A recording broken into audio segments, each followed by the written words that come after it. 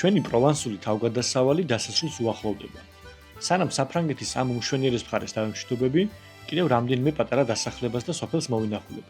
ჩემთვის ეს რეგიონი ერთ-ერთი უსაყვარლესი ადგილია მთელ ევროპაში, რადგან, როგორც უკვე აღვნიშნე, მისი გეოგრაფიული მდებარეობა მრავალფეროვანი მოგზაურობის დაგეგმვის საშუალებას გვაძლევს. სასტუმროს, კვებისა და ტურისტული ატრაქციების ფასები სხვა ევროპულ ქვეყნებთან შედარებით ხელმისაწვდომია. ერთადერთი დისკომფორტი საზოგადოებრივი ტრანსპორტის განრიგია. აქ მოგზაურობისთვის აუცილებლად დაგჭირდებათ მანქანის ქირაობა. კომფორტულად და დროში შეუზღუდავად რომ მოინახულოთ თქვენთვის სასურველი ადგილები. მანქანის დაქირავება ავინიონშივე შეგიძლიათ და სხვათა შორის ქართველების კომპანიაშიც. ახლა კი დავიწყოთ დღევანდელი თავგადასავლები.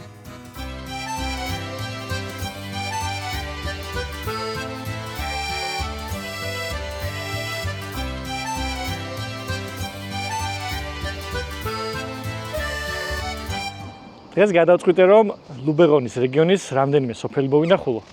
ახლა მოვედით ერთ-ერთ განსაკუთრებულ ადგილას, რომელსაც ლუღმაღენი ქვია და წავალ, შევხედავ დავათვალიერებ მის განსაკუთრებულ არქიტექტურას, ქუჩებს და ნახოთ ერთად როგორ მოგვეწონება. ლუბეღონის რეგიონი ლამაზი სოფლების გარდა ულამაზესი ფლორითა და ფაუნით გამოირჩევა.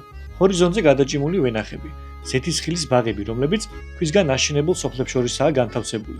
გორაკებზე განლაგებული მრავალი სოფლის, ციხე-სიმაგრის, ისტორიული ძეგლისა თუ სხვადასხვა სახის ფესტივალის წყალობით მრავალ ტურისტს იზიდავს. მათ შორისაა სოფელი ლუღმაღენიც. თავისი უნიკალური ატმოსფეროთი და პროვანსული ხიბლით, თვალის მომჭველი პეიზაჟებით გარშემორტყმული ქვაფენილიანი ქუჩებითა და სამხატვრო გალერეებით ლუღმაღენი ერთ-ერთია იმ სოფლებს შორის, რომელიც დაუვიწყარ შთაბეჭდილებას ტოვებს. დიდებული რენესანსული ციხე-სიმაგრე, რომელიც სოფელს გადაჰყურებს, მე-15 საუკუნეში აუშენებიათ.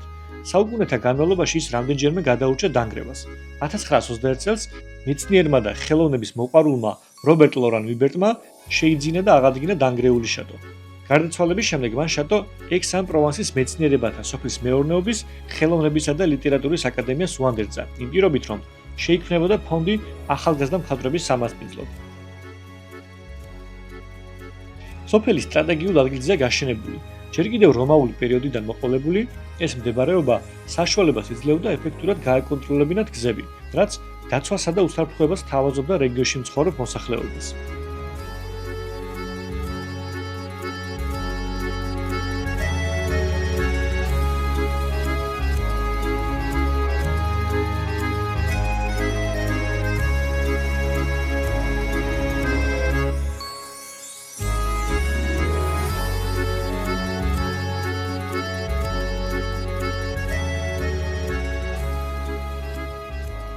ასეთ პატარა სოფლებში გადაადგილებისას აუცილებელია რომ შევისვენოთ, მით უმეტეს ასეთ სიცხეში. მართალია დღეს შედარებით მოღრუბლულია, მაგრამ ძალიან დახუთული სიცხეა და აუცილებლად გჭირდება ხოლმე რამე გამაგრებელი მივირთვა. იქიდან გამომდინარე, რომ ტურისტული ადგილია, ყველგან შევხვდებით ღია კაფეებს, რესტორნებს, ბარებს და შეგიძლიათ ასე ქუჩაში ჩამოსხდეთ და მივირთვათ თქვენთვის სასურველი სასმელი. ეს იქნება ლუდი, ღვინო, გაზიანი სასმელი თუ უბრალოდ წყალი. საბოლოო ჯამში ვთქვათ, სასმელის საშუალო ფასებია, საკვებიც არ არის მაინც და მაინც ვირი, ასე რომ თქვენზე დამოკიდებული რისი მითქმა გენდავებათ ასე შესაბამისად გამოგივათ.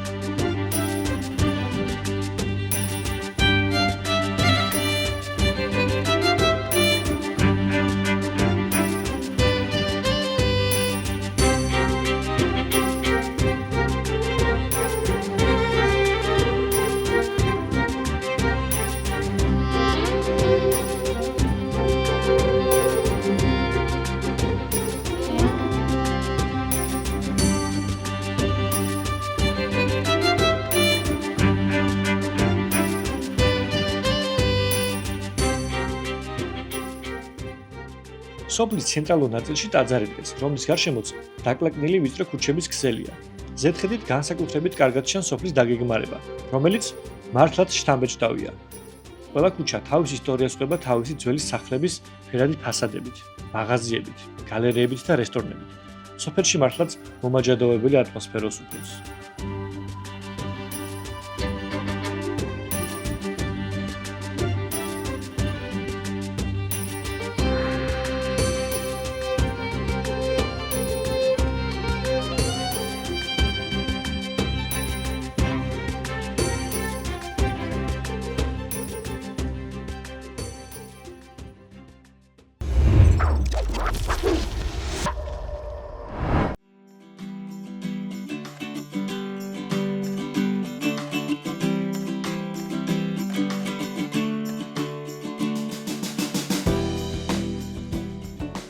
დავიძარის შემდეგი დანიშნულების ადგილისკენ.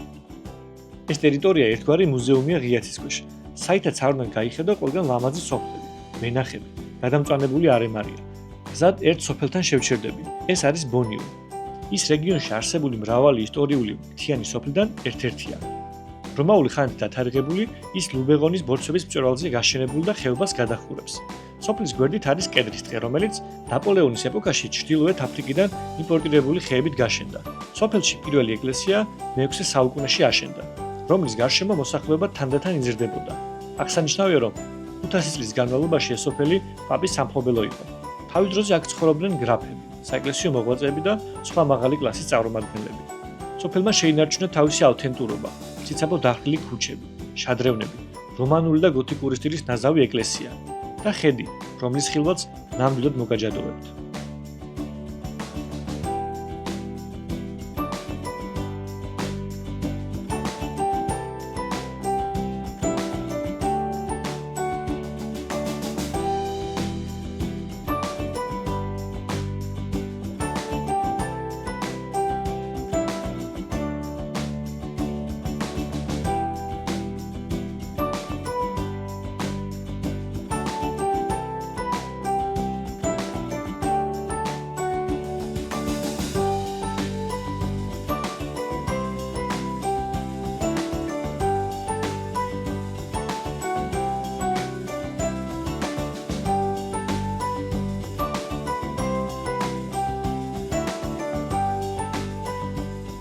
პროვანსის რეგიონში სამოგზაუროთ ალბათ ყველაზე კარგი სეზონი არის მაისის ბოლოს, ივნისის დასაწყისში.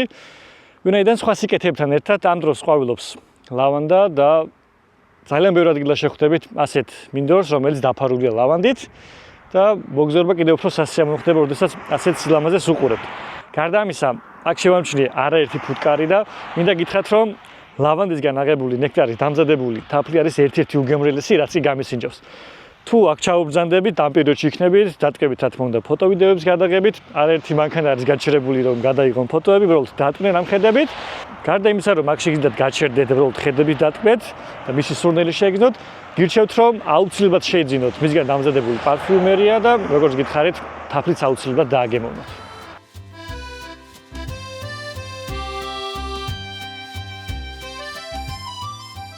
ლავანდა პროვანსის რეგიონის სიმბოლოა და არცაა გასაკვირი. მეწამული რიგების ლილივი და ლავანდის მათრობელა სურნელი ისეთი მომნუცხველია, უსასრულოდ შეიძლება უცქირო. პროვანსში ლავანდის ორი ძირითადი სახეობა იზრდება: ლავანდა და ლავანდინი. ლავანდინი ყველაზე გავრცელებული და ადვილად მოსაყვანი ჰიბრიდული ჯიშია. ზღვის დონიდან 500-დან 700 მეტრამდე არსებული პლატო ლავანდის ზრდისთვის იდეალურ პირობებს ქმნის. კირქვით მდიდარი ნიადაგი. რეგიონის ხმელთაშუაზღვის კლიმატთან ერთად, რომელიც ხასიათდება ცხელი მშრალი ზაფხულითა და რბილი ზამთრით, ქმნის იდეალურ გარემოს ლავანდის გაზრდისთვის. მასში შემავალი ეთერზეთების წყალობით ლავანდას შუა საუკუნეებიდან მოყოლებული მრავალი დაავადების სამკურნალოდ იყენებდნენ. სხვადასხვა ადამიანისთვის ლავანდის მინდვრები განსხვავებულ მოგონებებს თუ შთაბეჭდილებებს ქმნის. პირადად ჩემთვის ლავანდის სურნელი სამხრეთ საფრანგეთში გატარებული მოგზაურობის დაუვიწყარი სურნელია.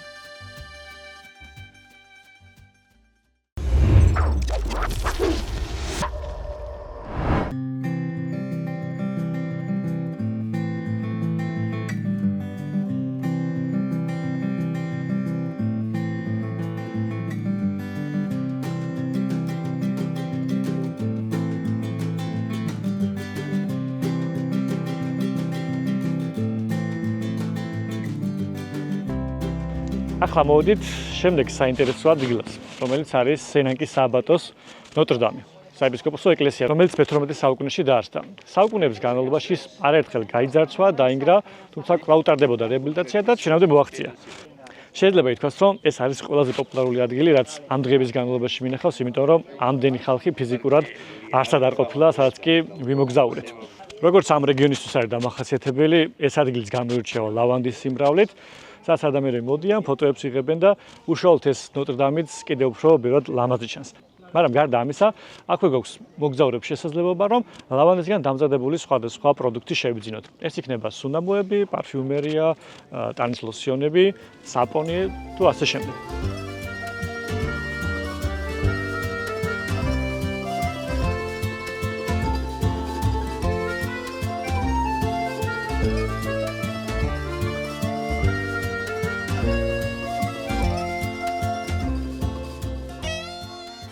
სააბატოში ცისტერციანელი ბერები მსახურობდნენ. ეს კათოლიკური მონაზვნური ორდენი მე-11 საუკუნეში დაარსდა. მათი წესდების მიხედვით მონასტრის დაარსება არ შეიძლებოდა ქალაქებსა და სოფლებში, არამედ დასახლებული პუნქტებიდან შორს. ეს ადგილი სრულებით მოდიოდა წესებთან შესაბამისობაში. ცისტერციანელები, იგივე ბერნარდინელები, ავითარებდნენ სპეციფიკურ არქიტექტურულ სტილს, რომელიც ერთი შეხედვით ადვილად ამოსაცნობია. ძალიან მომეწონა როგორც მონასტერი, ისე მთლიანი აქ არსებული გარემო.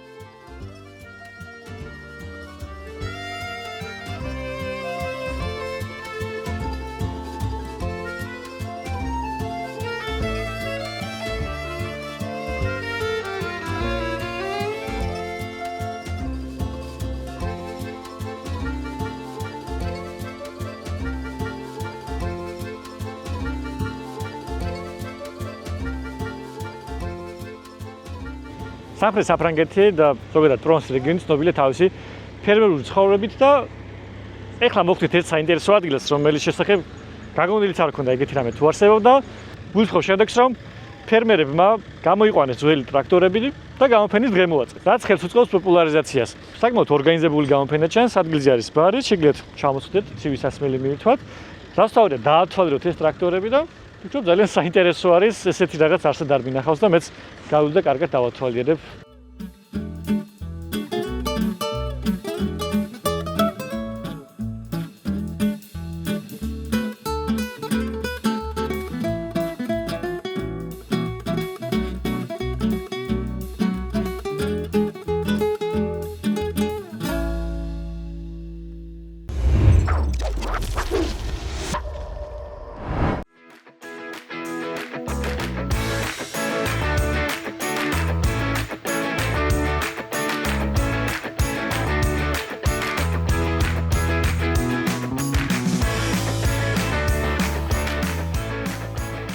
ევროპაში მოგზაურობის დაგეგმვისას გარდა პოპულარული ტურისტული ადგილებისა, ყოველთვის ვცდილობ განსხვავებული, ნაკლებად ცნობილი ადგილები და ატრაქციები მოვინახულო. დღეს სწორედ ერთ განსხვავებულ და ჩემთვის უჩვეულო ღონისძიებაზე დასასწრებად მივდიოდი.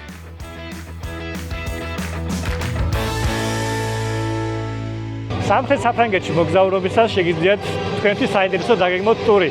ეს იქნება პატარა სოფლების მონახულება, შატოების, არქიტექტურის დათვალიერება თუ კანიონებში ლაშქრობა, მაგრამ ახლა მოვიდით ისეთ ადგილას, სადაც არასდროს ყოფილვართ. ეს არის პოლ რიკარის სახელობის სარბოლოო ტრასა, სადაც საერთაშორისო შეჯიბრი იმართება სხვადასხვა კატეგორიაში. თუმცა დღეს ამოვარჩიე ერთი განსაკუთრებული მომენტი, რომელიც არის შეჯიბრი სატვირთო მანქანებს შორის. აქამდე გაგებულიც არ ქონდა რომ ასეთი რაღაც არსებობდა, თუმცა ჩემი მეგობრების დახმარებით მოვხვდი აქ და დარწმუნებული ვარ ძალიან საინტერესო იქნება. როგორც თქვენ გამოდიდარა მივხვდი უკვე დაიწყო ეს შეჯიბრი, ძალიან მაინტერესებს და ერთად შევხედოთ და ერთად გადავწყვეტოთ რამდენად მოგვეწონება. ეს გამოსვლა მოსამზადებელია რომ დაადგინონ მთავარი შეჯიბრის დროს, ვინ რომელი პოზიციიდან დაიწყებს რგოლას. ასევე ტექნიკურმა ჯგუფმა უკეთ შეაფასოს მანქანების მდგომარეობა. როგორც მითხრეს, ეს ჯერ ერთგვარი დასაზვერი გამოსვლაა. თავის რეალურ ძალასა და შესაძლებლობებს არავინ აჩვენებს და თითოეული მძღოლი მთავარი შეჯიბრისთვის ინახავს თავს. სატესტო რბოლა ზოგიერთისთვის ცუდად დამთავრდა და დახმარებით გაიყვანეს სპეციალურ სადგომზე. შესვენებაზე მანქანების სადგომზე გადავინესვლეთ. მექანიკოსები უკვე საბოლოო რბოლისთვის ამზადებენ მანქანებს. უსაფრთხოება ძალზედ მნიშვნელოვანია. წარმოიდგინეთ, თითოეული სატვირთო 5-დან 6 ტონამდეა და მათი უმეტესობა მოსახლეში მაღალი სიჩქარით შედის. მანქანის გამართულობა კრიტიკულად მნიშვნელოვანია.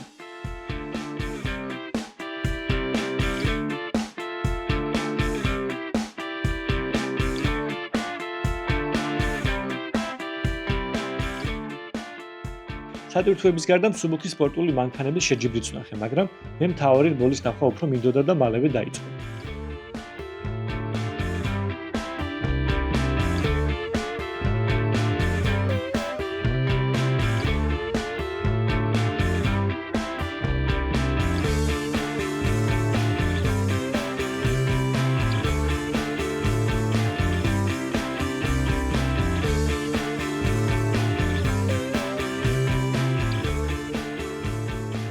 ძალიან დრამატული შეხვედრა გამოდგა. არ მეგონა ამდენად თუ მომეწონებოდა. ნამდვილად დღიდა სანახავად და ძაფრი განცდებისთვის.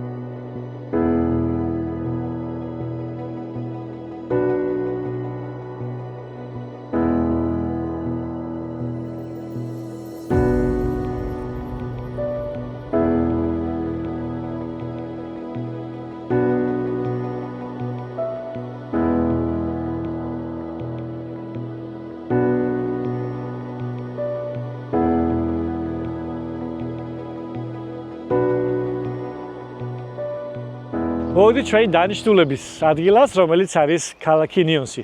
მართალია ისტორიულ წყაროებში ის პირველ საუკუნეშია მოხსენებული, თუმცა აქ ბევრად ადრე არსებობდა დასახლებები. მისი გეოგრაფიული მდებარეობიდან გამომდინარე, ეს ძალიან მზიანი ადგილია, რის გამოც მას პატარა ნიცასაც უწოდებენ. დიდი რაოდენობით მზის სხივების გამო სოფლის მეურნეობა აქ უმაღლეს დონეზეა. თუმცა უნდა გამოყოთ ზეთისხილი. ზეთისხილის კულტურა ამ ტერიტორიაზე ჯერ კიდევ ძველი წელთაღრიცხვით მე-4 საუკუნეში უკვე არსებობდა. უნდა ვთქვათ, რომ ამ ზეთისხილისგან აწარმოებენ ზეთს და ნიონსი ერთ-ერთი ცნობილი ადგილია ზეითუნის ზეთის წარმოებაში. ნიონსის ტერიტორიაზე სულ არის 250.000 ზეთისხილის ხე და მოსული ნაყოფიდან 400 ტონა საჭმელად განკუთვნილ ზეთისხილს წარმოადგენს, ხოლო 200 ტონა ზეთისთვის გამოიყენება.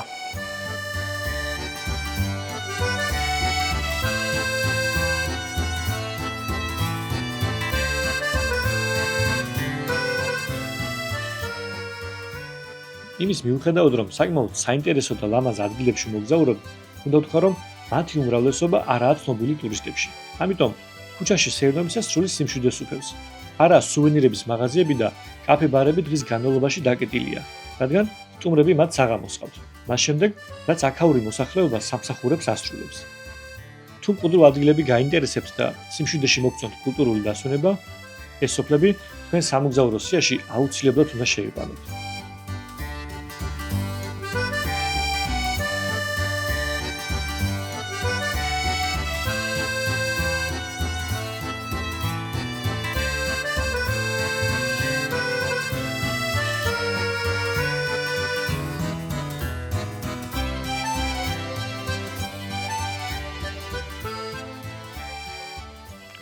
სეირნობაში მოვედით ამ სოფლის ყველაზე მთავარ ღირსშესანიშნაობასთან. ეს არის საკათედრო ტაძარი, მაგრამ ის ყოველთვის არ ყოფილა ტაძარი. მე-13 საუკუნემდე ეს იყო კოშკი, სადაც ირჩევდნენ ბარონებს, ქალაქის მმართველებს და ასევე განიხილავდნენ ამ რეგიონისთვის საჭიროებო საკითხებს. ხოლო მე-13 საუკუნის შემდეგ ის გადაკეთდა საკათედრო ტაძრად და სწორედ მას შემდეგ დაადგეს პირამიდის სამსართულიანი ნაწილი. არაერთი ეკლესია მინახავს ევროპაში, ასევე სამხრეთ საფრანგეთში, თუმცა მინდა გითხრათ, რომ ასეთი ლამაზი არსად არ მინახავს. განსაკუთრებით დღის ამ პერიოდში მზე ისე ეცემა, რომ კიდევ უფრო ლამაზად აქცევს მას. ზედარსებული ბარელიეფებით, ქანდაკებებით, ჩუქურთმებით მართლაც ერთ-ერთი გამორჩეულია. როგორც ხედავთ, ზედ არაერთი ქანდაკება, თუმცა მათ შორის გამოსარჩევია ღვთისმშობლის ქანდაკება, რომლის სიმაღლეც 3.5 მეტრია.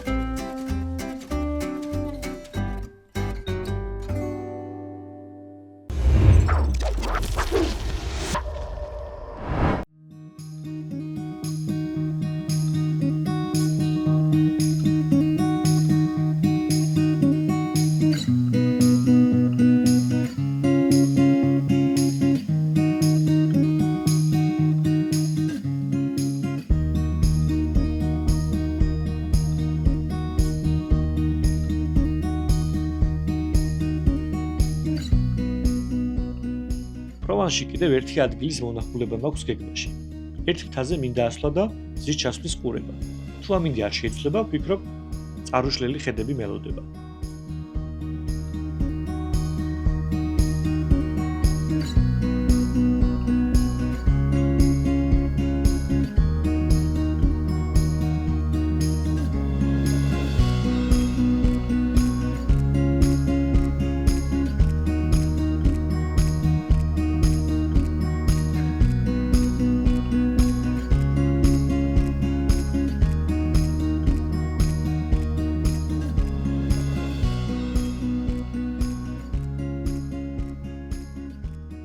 სამხრეთ საფრანგეთში ალბათ მეხუთედ მაინც მოგზაურობ და თითოეულ ვიზიტზე ყოველთვის შესამჩნევი იყო ერთი მთა, რომელსაც თეთრი წვერი ჰქონდა ქვებიდან გამომდინარე.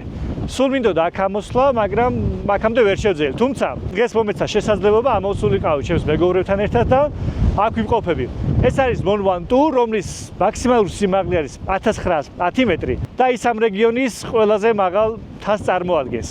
ეს მთა ასევე ცნობილია ველოსიპედების ჩემპიონატის Tour de France-ით, რომელიც სწორედ ამ მთაზე გადის. წვერიზე ყოფნისას ისეთი ქარი იყო, რომ იქ ფიზიკურად დადგომაც ვერ მოახერხე, არც აკაკლებს ქარს, თუმცა შედარებით დაბლა ტერიტორიაზე ჩამოვედით.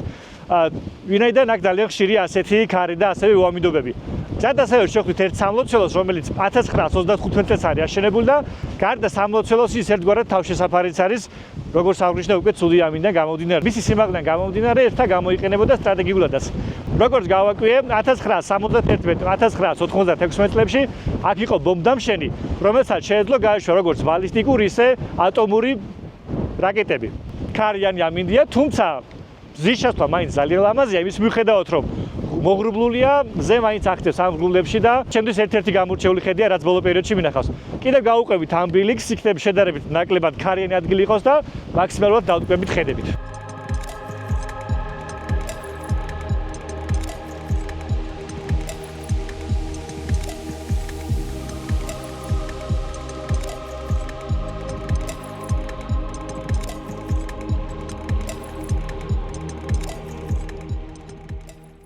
როგორც ამბობენ, კარგ ამინდში აქედან მარსელის სანაპიროც კი მოსჩანს.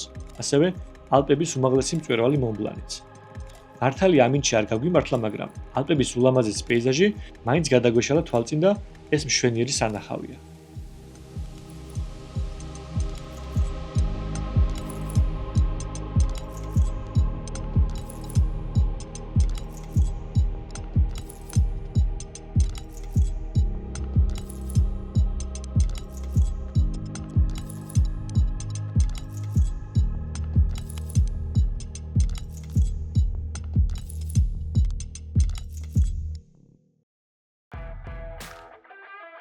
პროვანსული თავგადასავლები აქ სრულდება.